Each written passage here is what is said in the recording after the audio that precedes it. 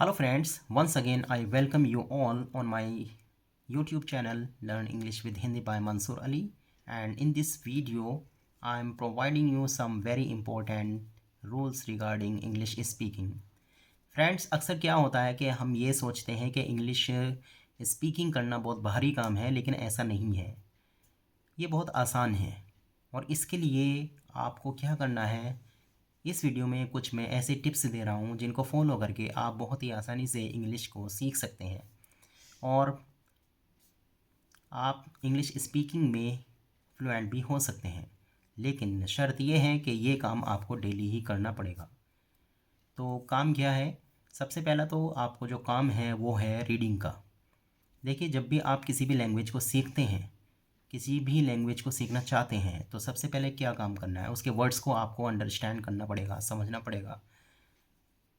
किसी भी लैंग्वेज को सीखने के लिए उसके जो वर्ड्स होते हैं उनको सीखना पड़ेगा, उनको देखना पड़ेगा कैसे किस वर्ड को बोला जाता है, और इसी को हम बोलते हैं रीडिंग। और ये रीडिंग जो है आप बड़ी ही आसानी के साथ अपने मोबाइल फ़ोन पर या बुक्स से कर सकते हैं।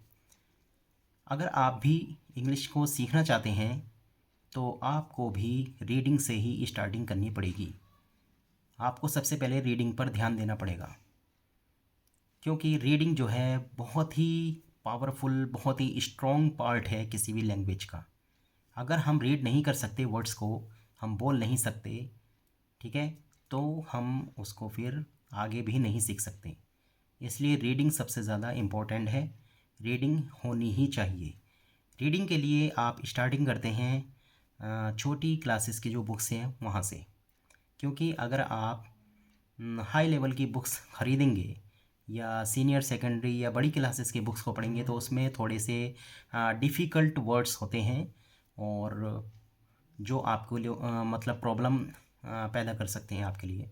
लेकिन अगर आप छोटी क्लासेस की बुक से रीडिंग लगाते हैं तो आपको समझने में आसानी होगी, आपको जो है उन वर्ड्स की मीनिंग फाइंड करने में भी आसानी होगी, क्योंकि छोटी क्लासेस की जो बुक्स होती हैं उनमें इजी वर्ड्स होते हैं और जल्दी ही उनके मीनिंग्स भी आपको मिल जाते हैं।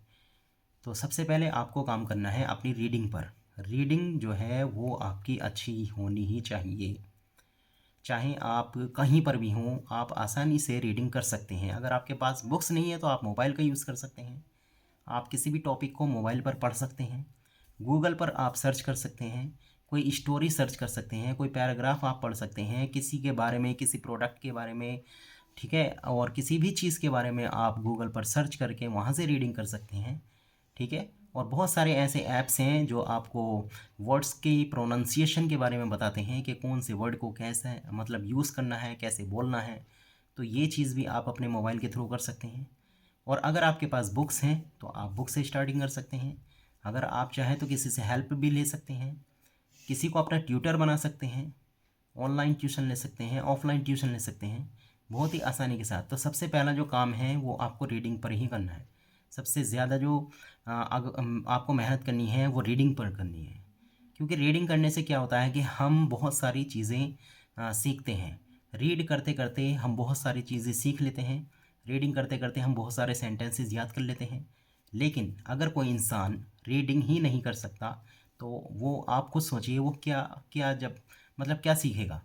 जब वो रीड नहीं कर सकता, जब वो पढ़ नहीं सकता तो क्या सीखेगा फिर वो? तो रीडिंग बहुत ज़रूरी है सबके लिए जो भी सीखना चाहते हैं। इसी तरीके से एक पार्ट है राइटिंग का। तो राइटिंग वाला जो पार्ट है वो तो तभी काम आता है जब आप कुछ लिखना चाहते हैं। यानी कुछ लिखना चाहते हैं तो आपसे अगर लिखना आता है तो आप लिख सकते हैं, अदरवाइज़ सिर्फ आपको बोलने पर ही मेहनत करनी है तो आप उसके लिए रीडिंग पर फोकस ज़्यादा करें। राइटिंग के लिए तो आपको लिखना ही पड़ेगा अगर आप सीखना चाहते हैं तो। और तीसरा पार्ट जो लैंग्वेज सीखने का होता है वो होता है लिसनिंग। तो लिसनिंग का मतलब होता है सुनना। तो अगर आप अच्छा बोलना चाहते हैं, ठीक है, तो आपको सुनना तो पड़ेगा ही। लोगों की बातें सुननी पड़ेंगी आपको। सुनने से मतलब है यहाँ पर कि लोग कैसा बोलते हैं। न्यूज़ पर सुनिए, आपको मतलब जो एंकर्स होते हैं जो न्यूज़ देते हैं, न्यूज़ बताते हैं, सुनाते हैं, तो उन एंकर्स को सुनिए आप, ठीक है, या जो भी इंग्लिश बोलते हैं उनकी इंग्लिश को सुनिए। या कोई आपसे बात करता है तो उसकी इंग्लिश को सुनिए। और अगर आप स्टूडेंट हैं, आप स्कूल में कॉलेज में जाते हैं पढ़ने के लिए, तो आप अपने टीचर्स की बातों को सुनिए। आपके टीचर्स आपसे इंग्लिश में बात करते हैं, सेंटेंसेस यूज़ करते हैं, क्या बोलते हैं वो, किस तरीके से बोलते हैं, तो ये चीज़ होती है लिसनिंग। तो अगर आप लिसनिंग की आदत डालेंगे तो अच्छा बोलेंगे। लिसनिंग जो है ये भी बहुत ज़रूरी पार्ट होता है किसी भी लैंग्वेज को सीखने का। और उसके बाद एक पार्ट है स्पीकिंग। तो ये स्पीकिंग वाला जो पार्ट है ये बोलने वालों के लिए सबसे ज़्यादा इम्पोर्टेंट है। ठीक है, रीडिंग तो आपकी होनी ही चाहिए बढ़िया। रीडिंग अगर आपके पास है तो आप बड़ी ही आसानी के साथ स्पीकिंग भी कर सकते हैं। बस उसके लिए थोड़ी सी प्रैक्टिस की ज़रूरत होती है। प्रैक्टिस अच्छी होनी चाहिए। प्रैक्टिस अच्छी होगी तो वर्ड्स आपकी टंग पर आएंगे, आपकी ज़बान पर आएंगे। और वर्ड्स जब ज़बान पर आते हैं तो बोल भी लेता है इंसान। कभी कभी ऐसा होता है कि माइंड में वर्ड्स होते हैं लेकिन बोल नहीं पाते हैं। तो ये ऐसा होता है क्योंकि हमारी प्रैक्टिस कम होती है। तो प्रैक्टिस के लिए एक सेइंग भी है इंग्लिश में, मतलब कहावत है कि practice makes a man perfect. Practice जो है वो इंसान को परफेक्ट बनाती है। प्रैक्टिस करने से क्या होता है, हमारे अंदर कॉन्फिडेंस आता है, हमारे चीज़ें याद होती हैं। फिर जो चीज़ें हम याद कर रहे हैं या जो चीज़ें हमने याद कर ली हैं, उन चीज़ों को प्रैक्टिस करने के लिए, प्रैक्टिस बढ़ाने के लिए हम दूसरों के साथ मतलब शेयर करें, दूसरों के साथ यूज़ करें, उनको बोलें। मिसाल के तौर पर आपने 10 सेंटेंसेस अगर याद कर लिए हैं इंग्लिश के, तो उन 10 सेंटेंसेस को आप यूज़ करें, या तो दूसरों को सुनाएं या उनके साथ यूज़ करें, मतलब बोलें। इसी तरीके से अगर आपने किसी दिन 20 सेंटेंस याद किए हैं, 20 सेंटेंसेस, तो आप उन सेंटेंसेस को दूसरों के साथ बोलें, दूसरों के साथ यूज़ करें। क्योंकि इनको यूज़ करने से, इनको बोलने से दूसरों के साथ, ठीक है, अब वो दूसरे कोई भी हो सकते हैं, आपके बड़े हो सकते हैं, आपके फैमिली मेम्बर्स हो सकते हैं, आपके दोस्त हो सकते हैं, आपके टीचर्स हो सकते हैं, ठीक है, किसी के भी साथ आप बोलने की कोशिश करें तो फिर क्या होगा, इससे आपकी प्रैक्टिस बढ़ेगी। और जब आपकी प्रैक्टिस बढ़ेगी तो धीरे धीरे ये वर्ड्स, ये सेंटेंसेस आपके माइंड में आएंगे। क्यों? क्योंकि आपने प्रैक्टिस करी।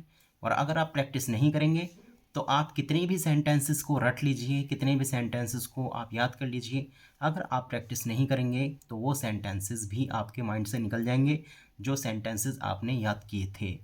इसलिए अगर आपको याद करने के बाद अपने आप को नॉलेज में बनाए रखना है, ठीक है, यानी कि आप चाहते हैं कि जो भी चीज़ें मैंने याद की हैं वो मेरे दिमाग में रहें, तो आपको उस नॉलेज का यूज़ करना ही होगा। किसी के साथ भी आप यूज़ करें, चाहे छोटे बच्चे के साथ ही बोलने की कोशिश करें, लेकिन बोलने की कोशिश करें, तभी आपका ये स्पीकिंग वाला पार्ट हो पाएगा। अदरवाइज़ आप सेंटेंसेस सीखते रहेंगे, पढ़ते रहेंगे, याद करते रहेंगे, लेकिन जब तक आप बोलने की कोशिश नहीं करेंगे आप बोल नहीं पाएंगे। और अगर आप एक सेंटेंस याद करके भी बोलेंगे, उसको यूज़ करेंगे, तो वो एक सेंटेंस ही आपके माइंड में फिट हो जाएगा।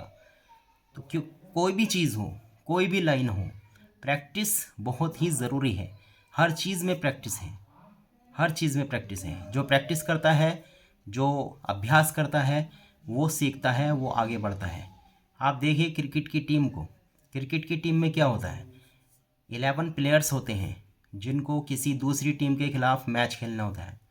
और वो 11 प्लेयर्स जो है सिलेक्टेड प्लेयर्स होते हैं, हज़ारों में, लाखों में, करोड़ों में उनको छांटा गया है।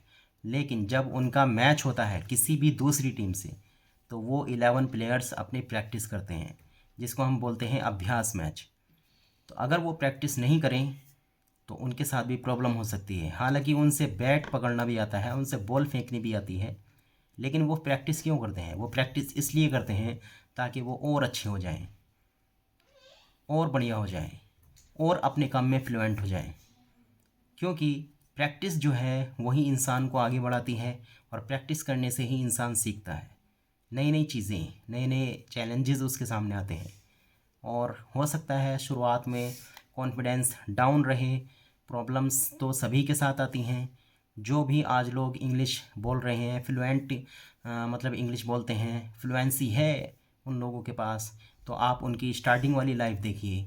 उन्होंने भी कभी ना कभी स्ट्रगल किया होगा, कभी ना कभी उन्होंने भी प्रॉब्लम्स का सामना किया होगा, कभी ना कभी उन्होंने भी लोगों के ताने सुने होंगे, कभी ना कभी लोगों ने उनकी मजाक बनाई होगी। लेकिन उन्होंने इन सब चीज़ों को इग्नोर किया और आज वे लोग सक्सेसफुल इंग्लिश स्पीकर हैं, इंग्लिश बोलने वाले हैं।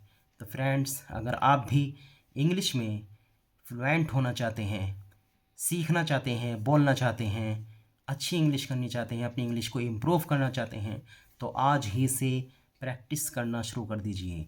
आधा घंटा, 1 घंटा, 2 घंटा, जितना भी आपके पास टाइम है, आप जो हैं अपना वो टाइम प्रैक्टिस करने में लगाइए। रीडिंग को अच्छा कीजिए, सेंटेंसेस को सीखिए और दूसरे लोगों के साथ बोलिए। इसका सबसे बड़ा फ़ायदा आपको ये होगा कि सबसे पहले तो आपके अंदर कॉन्फिडेंस आएगा। जब चीज़ें किसी इंसान के याद होती हैं तो उनको वो बोलता भी है, उनको दूसरों के साथ शेयर भी करता है। और जब चीज़ें हमें पता होती हैं तो हमें उस काम को करने में बहुत ही मज़ा आता है और बहुत ही आसान हो जाती हैं हमारे लिए चीज़ें करना। तो दोस्तों, वीडियो को लाइक और शेयर ज़रूर करें। मिलते हैं अगली वीडियो में। Thank you, bye bye.